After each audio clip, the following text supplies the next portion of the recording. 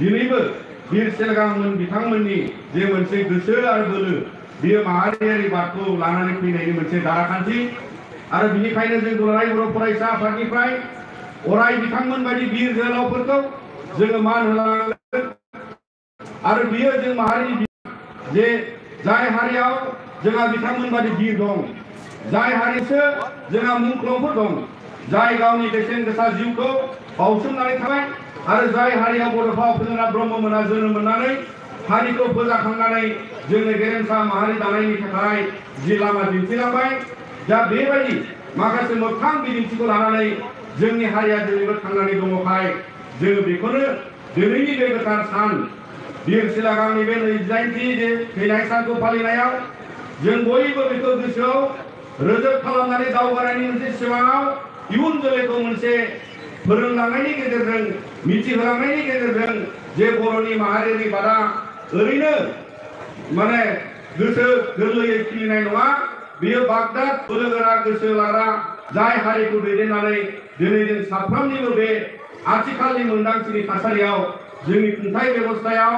बिएससिनि उनाव बिटिसि जाबाय दा बिटिसिनि उनाव बिटिआर गोरोबथानि उनाव आरोबाव मोनसे गोदान महर आरो मोनदांथिजों दिनै बर' माहारिया दावगानायनि मोनसे लामा मोनदों दा बिनिखायनो बे नेरसोनखौ लाखिनानै दुलाराय बर' फरायसा आफादा बेयाव थानाय गासिबो बाहागो लानाय दैदेनगिरि बिथांमोनखौ मान होनायजों लोगोसे जोङो बर' हारिनि गेजेराव दिनैनि बादि सान आरो गासै बिर जोहोलावफोरखौ जों बयबो मान होनानै दावगालांनायनि थाखाय जों अराय साखाफारा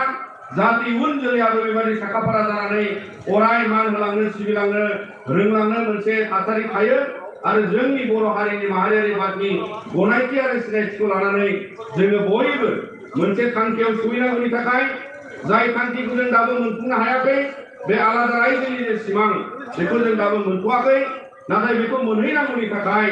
दिनैबो दाबो आरो इयुनावबो जों बयहाबो बिथांमोननि बे नेरसोन बिथांमोननि जे गुदि मोनसे मोनदांथि आरो गियानखौ लानानै दिनै माहारिखौ सिबिलांनायनि थाखाय जों बयबो साखाफारा जानांगोन दा बिनिखायनो बे समाव गाहाय आलासिजों लोगोसे बेयाव गासिबो बाहागो लानाय नोंथांमोननिसिम दुलाराय बर' फरायसा आफादनिफ्राय दिनैनि बे गोथार सानाव नोंथांमोन बयनिसिम आं खेबसेबाव गाहाम हामलायथि बावनानै बे बिबुंथिखौ एसेयावनो फोजोबबाय गोजोन्थों।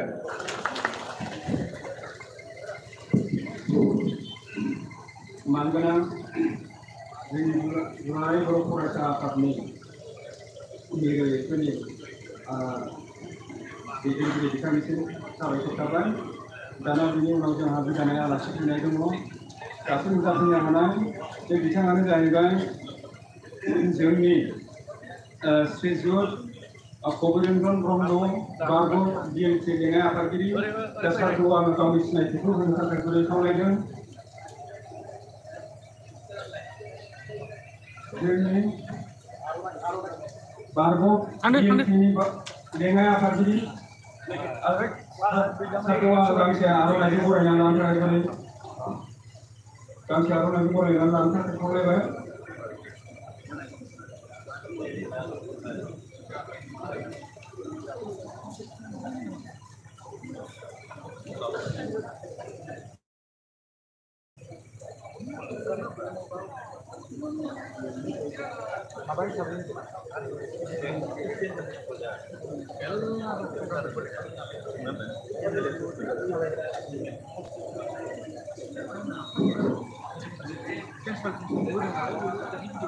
दा बे समाव आङो जोंनि क'क्राझार दैयावहाय मा गोनां जाफैनो हानाय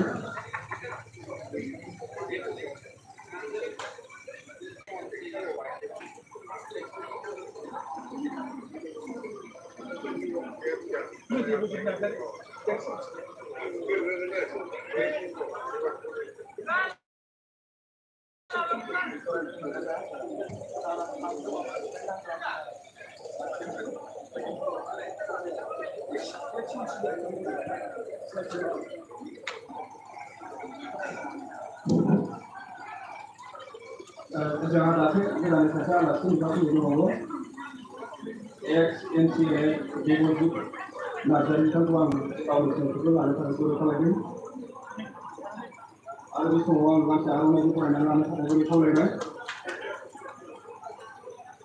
karena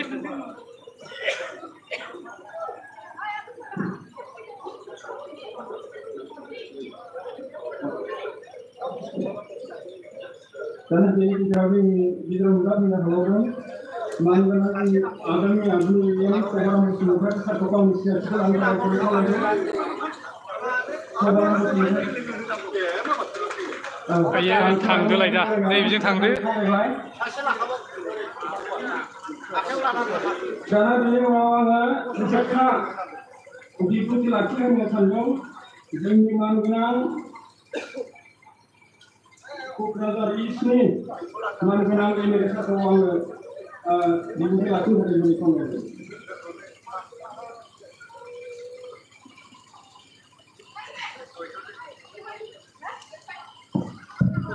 दिनैनि बे हाबाफारिखौ सामलायनाय मानगोनां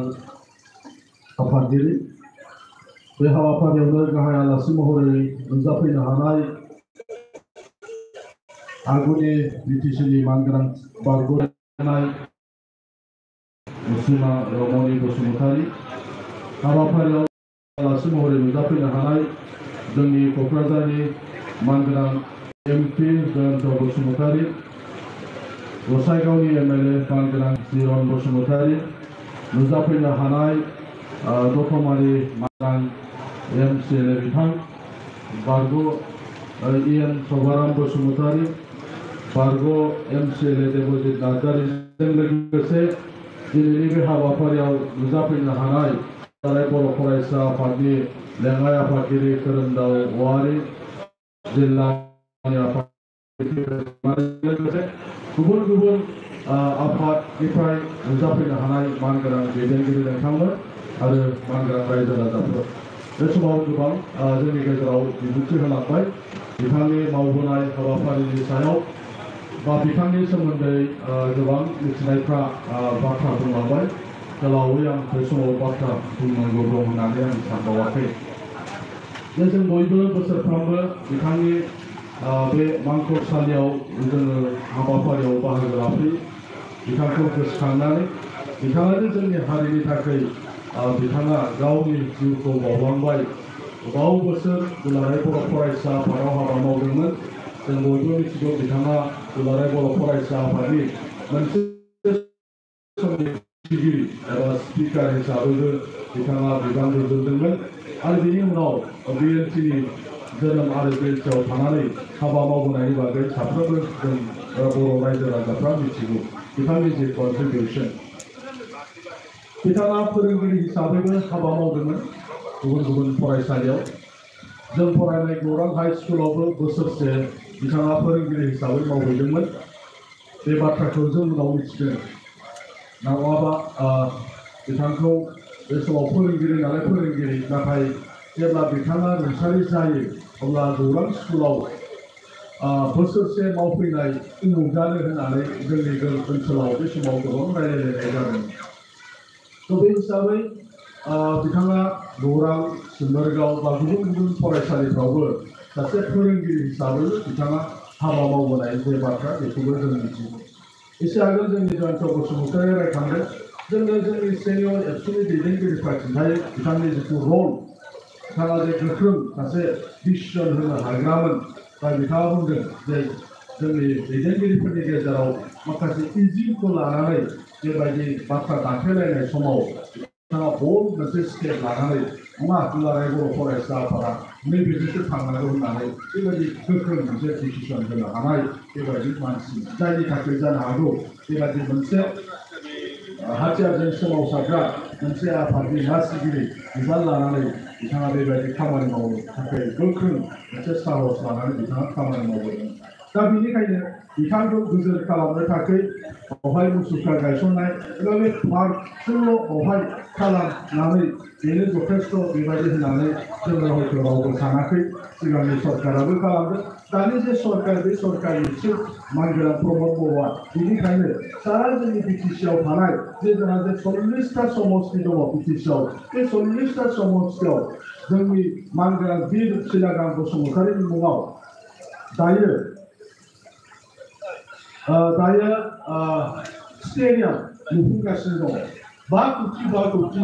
मोनफ्रोमबो समस्तियाव दायो वीर सिलागांनि मुङाव स्टेडियाम लुनायनि जे हाबाफारि बे हाबाफारिया जाबाय नंगौ खनसेनो 40टा समस्तियाव लुनो हायाखै नाथाय बेखौ फार्स्ट फेज हिसाबै दिनै गोबां समस्तियावनो बे लुफुंजागासिनो दङ नोंथांमोना नायोब्ला नुगोन ओरैजाय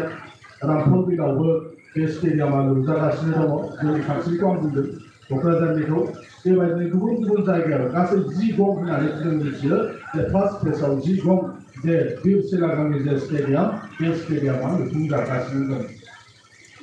सुजित नार्जारिनि मुङाव गिबि जोंनि मुंख्लं बिनि नामाव 1 कोटि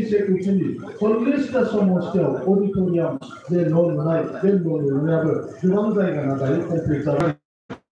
सिगांनि सरकाराबो खालामदों आरो दानि सरकाराबो बेबायदि माखासे हाबाफारि लादों जायनि थाखाय जोंनि गेदेमा मानसिफोरनि थाखाय दिनै बेबायदि जायगा जायगा मुसुखा बानायनाय जे हाबाफारि बे हाबाफारिया सोलिगासिनो दं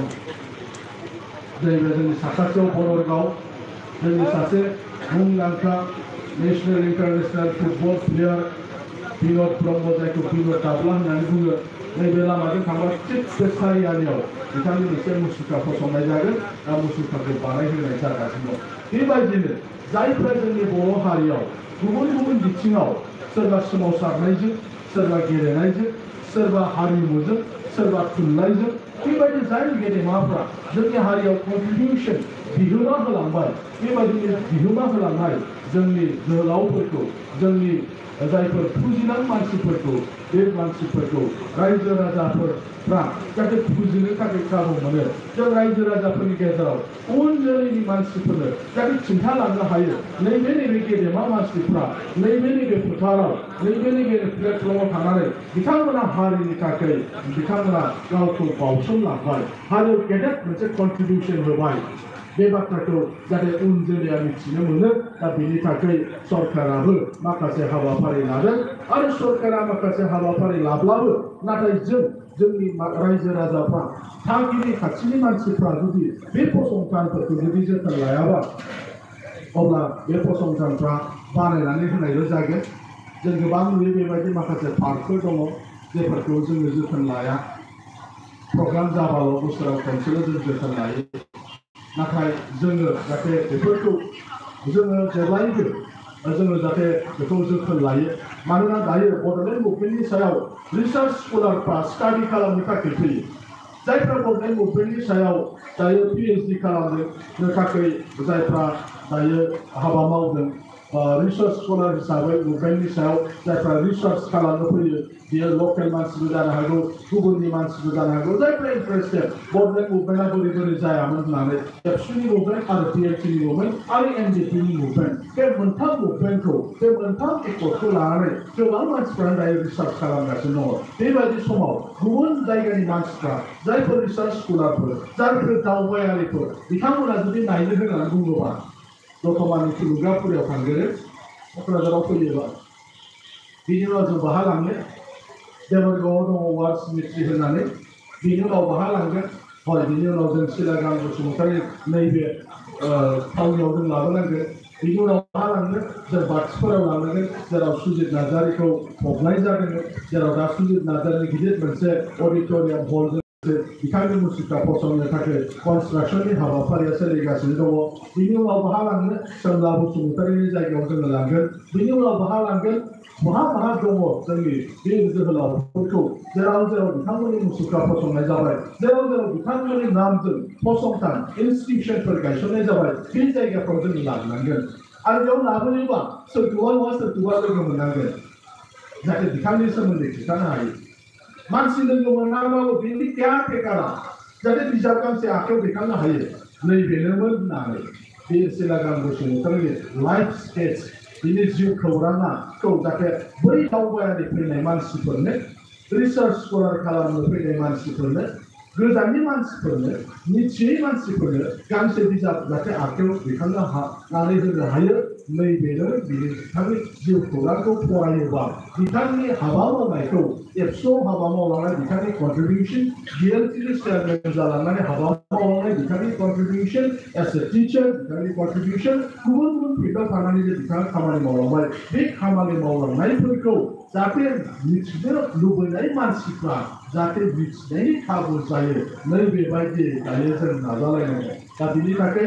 बिटिआरनि एसे मानगोनां प्रमद बर'आ बुंदों सोरबाफोर जुदि बिदि जिउ खौरां लिरोबा बे जिउ खौरांफोरखौ बिटिसि सरकारा साफायनानै होगोन दिहुननानै होगोन जायफोर मोजाङै मिथिगौ बिथांनि सोमोन्दै दा बेबायदि हिस्ट्रि जारिमिन सुजुनायफ्रा जागासिनो दङ दुलाराय बर' फरायसा आफादनि फार्स्ट फेज जागायजेननायनिफ्राय बिएसि एकर्डसिमनि मोनसे जारिमिना सुजुखांजाबाय आरो नैथि फेज थामथि फेज भलिउम बेबायदि ओंखारगोन थ' थिग बेबायदिनो जोंनि बिएनटिनि सोमोन्दै एनडिपिनि सोमोन्दै बा जोंनि जिउ गेदेमा मानसिफोरनि जोंनि मुंख्लंफोरनि सोमोन्दै जायफ्रा बेबायदि लिरगोन जायफ्रा बेबायदि जारिमिन सेबखांगोन बेबायदि जारिमिनफोरखौ बिटिसि सरकारा साफायनानै होगोन होननानै जोंनि चिफ प्रमद बर' बिथाङा बुंगासिनो दङ बेनिखायनो गेवलाङै आं बिथांनि जानानै फोरमायदों फैगासिनो दङ 10 मिनिटसो लाबावगोन खोमा अब्लाबो दिनै बे समाव आङो रायजो राजाफोरनो आथिखालनि सरकारा मा खालामनो थाखाय आखायाव लादों बे बाथ्राफोरखौ नोंथांमोननि सिगाङाव फोरमायनाय जाबाय गोलाव बुङाजासे बयबो फिन आंनि खुलुमनाय सिबिनाय बावहरनानै आंनि जे बिबुंथि बे बिबुंथिखौ आं फोरमायदों